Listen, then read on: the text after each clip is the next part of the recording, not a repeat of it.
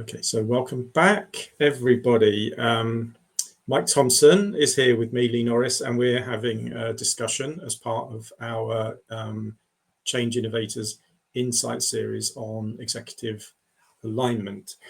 And we've had a really good chat so far, I think, about the two words, executive and alignment, and then we strung them together and we've done some conversation about, well, what is executive alignment?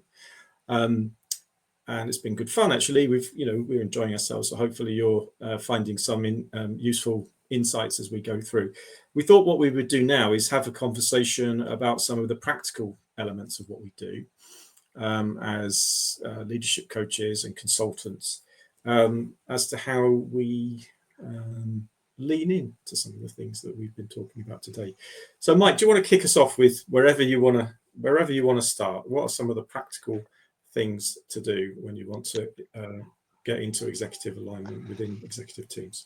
I think a big component is the effort required to be neutral and of service, regardless of your own personal biases, beliefs. Having good tools, having good clients, and the recognition that in 99% of circumstances, it's almost always going to be gray. There are very few things that are black and white. So that's why I mentioned, finances or fiduciary responsibility and safety, right? There's just certain things that they are black and white and they need to be black and white. But for a huge chunk of everything else, subjective interpretations are always going to be at play. And that can include good, bad, right and wrong, politics, values, why we choose to do something, how we approach something. One of the topics I do a lot of consulting on right now is the separation between what and how. Another big component that I'm developing is prediction, and how do we understand prediction, and why is prediction important, and how do we communicate that, and how is it relevant in the processes that we have. And when we're trying to navigate complex interpersonal relationships in the workplace, what do we want to use as our North Star? What do we want to do to be a tiebreaker? And how do we as an organization want to approach decisions together, if that's even a core value of the organization? Because sometimes, command and control, I want things done my way. As long as that's owned, as long as that's communicated and appreciated by those who work for the organization, then there's nothing wrong with that. But again, that communication and ownership of it is really important, because if we say one thing but we do another, you better believe it's gonna have some ripple effects. So I have a saying, and it's it's never been easier to say the right thing at the right time to the right person. Okay, so in that way, words are kind of cheap right now. So behavior is always going to be a greater exemplification of someone's truth than their words. Alignment would be a great example of where someone's words and their behavior are consistent or congruent with each other. And that doesn't mean it's perfect, but it does mean that we have a culture and an approach to go, hey, can I share something with you, Lee? We have this belief, we have this core value, we have this process and this vision. And I feel like the decision that you make, or the decision that you made, or the decision that you communicated to the group fell outside of that. It was sort of coloring outside the lines for me. And I was wondering if you and I could have a discussion about it.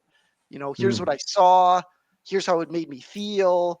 Is this any interest of you to discuss or explore with me? Or would you like me to just kind of, pack this up, put it in my closet and kind of leave it for a little while? Because I'm happy to do that as well. Right. And intrinsically, in that, you're communicating a number of things beyond and above the words to me. This idea that you give people a choice, you don't force them to have the conversation. So you're asking permission. Would it be okay to have this conversation, right? Because if they don't want to, even if you force them into it, they're not going to have the conversation. Whereas if they genuinely say, yeah, okay, let's do it, then you've got more chance, right? There's this idea of reliability comes through in that. So, I'm saying one thing and I'm actually following up on that. That means I am being reliable. It means that I'm doing what I say I will do. And I think the other thing I'm hearing from you is that it's really easy to forget just how important those things are. Yeah, well, and it's very easy again for an executive team or a CEO to say, here's what I want in my leadership. They need to have these attributes. But if we're not putting resources, time, energy, commitment, discipline behind ensuring those as disciplines, as competencies in people, Mm, um, it's going to lead to conflict. mm, We as human beings, because of our complex threat response, we do conflict better, easier than accepting, communicating, working together. mm, mm. And I think, yeah, so the other reflection I just had on your introduction there was that I love this idea of, we've got the right language, we've got the right tools, and having good clients is really good as well. And that one made me smile a bit. I'm thinking, right, okay, well, I'll come back to that. So in regard to an executive alignment project, what on earth is a good client, Mike? Good question. So first of all, for me, I'm big on authenticity. Okay, so I'm big on that alignment. The words that we have, the words that we share, the culture that we're striving for, is also something that we are putting the legwork and the behavior behind, to create that kind of consistency and accountability. Hmm. So I'm not looking for an organization that makes a particular amount of money, has a number of people. For me, what a good client is that striving, is that desire to be authentic in what they describe as authentic. And as long as I can kind of dance to the beat of that drum and align with that, then those are going to be great clients for me, because what it means is we have rules of engagement. Because an executive is making a particular decision, and I go, well, could you tell me how the decision you're making and how you want to communicate that decision? Can you tell me which core values, which of these words on the wall you're demonstrating and how you're demonstrating them? And that person has to go, hmm, maybe I need to rethink that, right? So it gives us a common denominator to work from. Whereas if we don't have that, if what we say is very different than the behavior and the actions and the decisions that we make, we're not going to make much progress. It's going to be very taxing. And I'm someone who's very much motivated by progress, by change, by meaning, and by authenticity. Less so making a bunch of money. So Mm, I would rather have a client half the size, that really cares, and strives for that, than a client 10 times the size, mm. who uh, hasn't done that legwork yet. And that's, Right. of course, not easy to do. So it's a team of people or individuals as well, who are committed to actually lean into it and have a go with it. I mean, I know I talk about leaning in and have done quite a lot, but it does mean something. It means that I'm actually going to engage with this, and I'm going to intentionally put my focus onto it and Yeah. do something with it. Yeah. Committed, hungry, humble. Right. You Yeah. know, that we recognize we're not perfect people. We recognize we're not a perfect organization. We don't need to get there. This is about everyone having a safe place to work, to collaborate, to feel a sense of self-actualization, a sense of community. Um, if you want that, if that's what's Mm, appetizing to you, if that's the kind of organization that you want to work in. Because again, mm, if it's not, we have good processes in place to support you in finding your next employment, because that would be what we would want someone to do. A really good question to ask uh, a large group of employees to just get a finger on the pulse of engagement and culture is this a place you would want your children to work? mm. Right? And very quickly you'll learn, oh, they do. Like, these people are self-sacrificing. They are gritting their teeth to show up every single day because it provides a means to an end, as opposed to waking up and being really interested, really excited. Maybe not every day, but for the majority of days they are keen on wanting to be there. And there's Yeah. lots of different reasons for people to want to be at work. Um, Yeah. but Yeah. for many people, work is not a choice. It's an obligation. We have to do it, Yeah. especially given I, the economic uncertainty we're heading into. yeah, absolutely. And I remember we were having a conversation the other day about some great questions. I think they were great questions that in terms of using the word love. When you were saying to me that, is it okay to say that you want your people to love what they do? Is it okay to say that I love coming to work? And people go, yeah, it is. I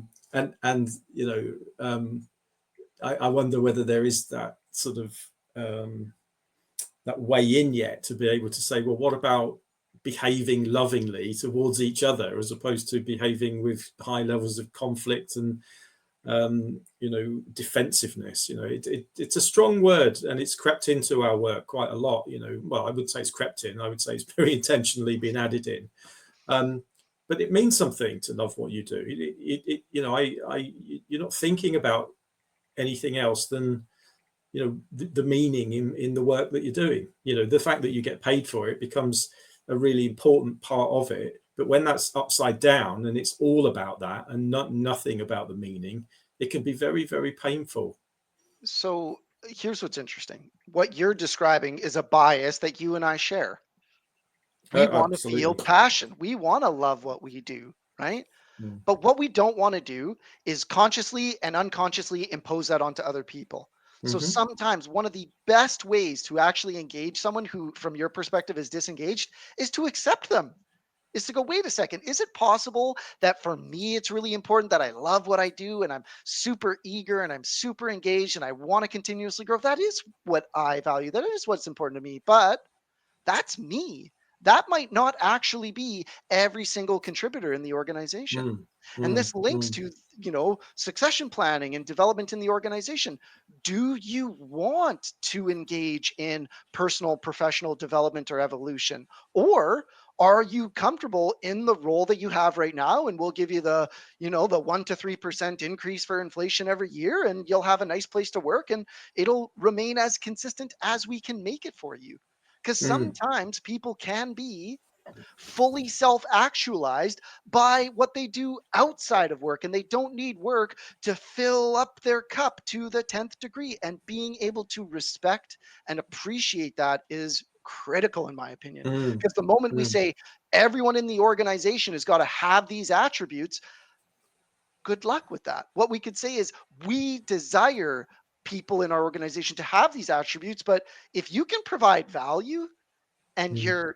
you have alignment to the organization, but you don't need to or want to excel in that way, we have a place for you here as well. And sometimes those individuals can be really amazing contributors, that again, they have passions outside of work, and that means they don't want to add 15 more projects and huge responsibilities to their list of things. And you could Mm. imagine if that's Mm. imposed on them, and they're not asking for it, mm, Yeah. they're likely to Yeah. leave if they can, right?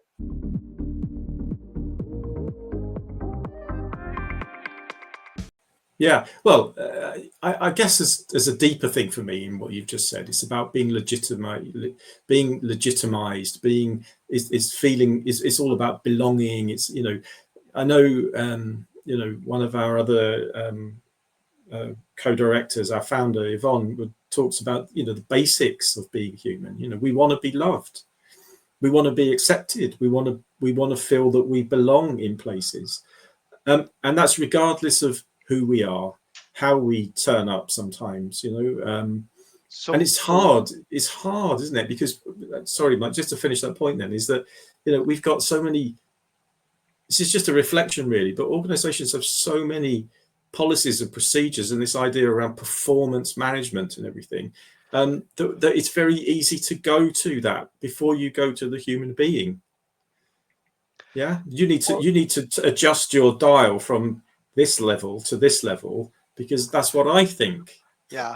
Oh my goodness. And we should probably avoid performance review conversations for this time today if we're gonna keep it fun and light. But so basically what I'm saying is, and again, you can hear even as I'm communicating, you can hear my biases ooze through me Mm. because I am very cognizant of what is authentic to me.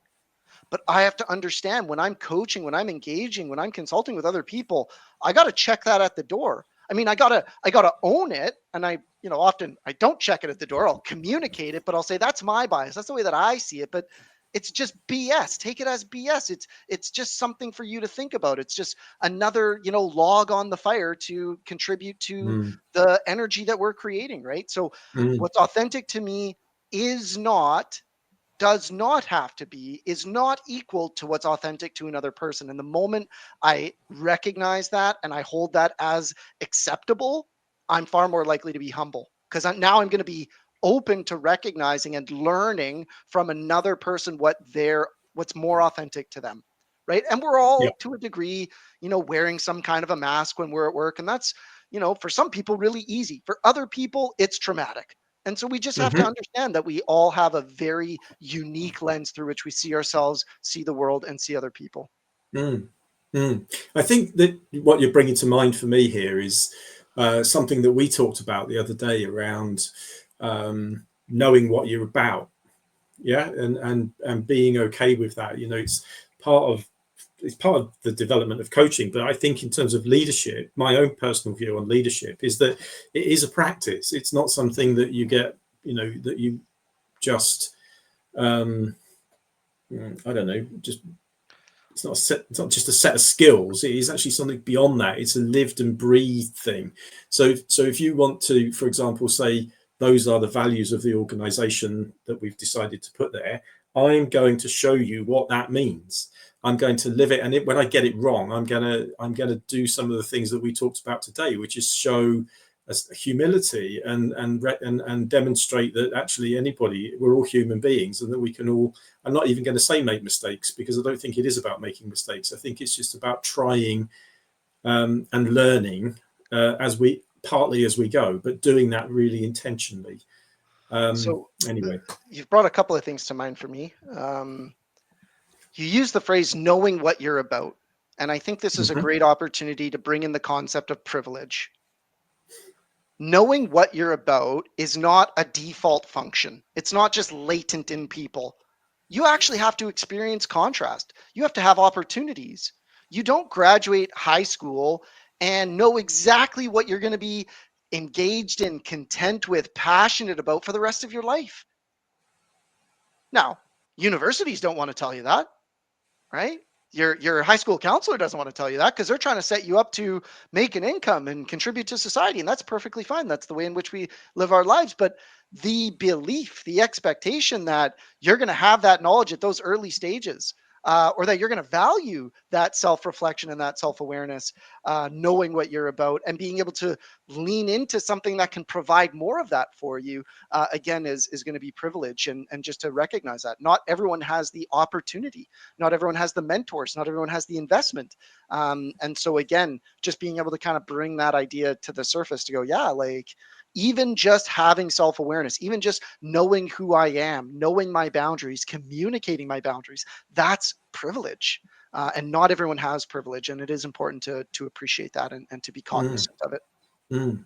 I think one day when we, well, maybe not one day, maybe today, we can explore that one in a little bit more detail, because the idea of privilege itself um, can be very, very difficult concept, very difficult word even to kind of to engage with. So And it requires a um, highly evolved, well-developed prefrontal cortex, and it's often much easier to do when you have gone to post-secondary education, learned a little bit about philosophy, learned a little bit about who you are, how you think, why you think, and did I already say how to think? And how to think. How to be critical of your belief systems, to challenge your beliefs, not because there's something wrong with your beliefs, but because unless we can be aware of our subjective lens and our way in which we orient ourselves to our beliefs, we can't really be patient, and accepting of other people's beliefs based on their experience. mm, And so even just that, even just recognizing that we all walk a different path in life, but we all share some very deep similarities. None of us want to shiver. None of us want to be starving. None of us want to be left in the dark without resources. Um, mm, and so we can kind of start deciding. And I think we're at a choice point here in the world. Sorry to get, even higher level here, or even spiritual, but we're at a really significant choice point here. Do we want to engage in mutually assured destruction? Because guess what? We don't have to do anything if that's our goal. We can sit back, we can eat the popcorn, especially as us here in North America or industrialized nations. We have all the privilege oozing out of us. We can just kick our feet up and watch that happen. But if we don't want to have mutually assured destruction, if we don't want to discombobulate, we're going to have to roll up our sleeves and compromise with each other to recognize that my way of living does not have to trump your way of living. And there's an image that was taken a very long time ago, and it was just a picture of the earth. It was a satellite taking a picture of the earth, and all around the earth for millions or whatever of miles or kilometers or meters, it's just empty space. We share a home. And even though it's easy to kind of look at it two-dimensionally and go, well, here's what my box and here's your box, and I have these beliefs in this box and you have that beliefs in, like, we actually breathe the same air. What one person does on one side of the world can affect another person on the other side of the world, and that has just been accelerating, and our awareness of that has become more and more true. Sorry, I've gotten us totally off topic. I think it's not off topic in relation to the work that we do, though, Mike, because organizations are microcosms of the same thing. Yeah, we're trying to illustrate this very important part of our work, which is that we're human beings first.